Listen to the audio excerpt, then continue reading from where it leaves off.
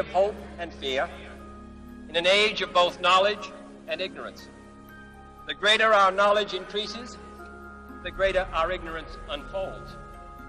No man can fully grasp how far and how fast we have come. But condense, if you will, the 50,000 years of man's recorded history in a time span of but a half a century. Stated in these terms, we know very little about the first 40 years, except at the end of them, advanced man had learned to use the skins of animals to cover them. Then about 10 years ago, under this standard, man emerged from his caves to construct other kinds of shelter. Only 5 years ago, man learned to write and use a cart with wheels.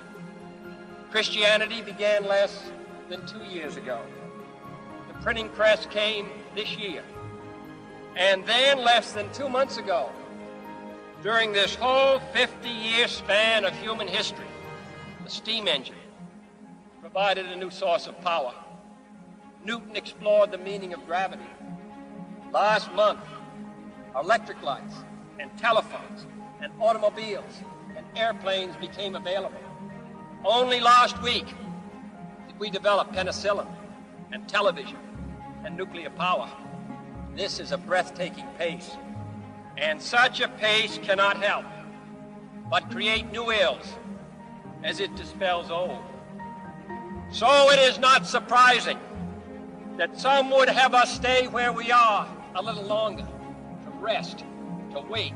If this capsule history of our progress teaches us anything, it is that man in his quest for knowledge and progress is determined and cannot be deterred.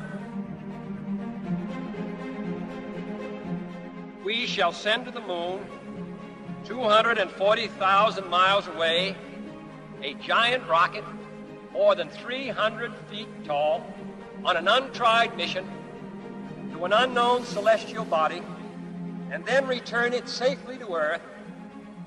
But why, some say, the moon? Why choose this as our goal?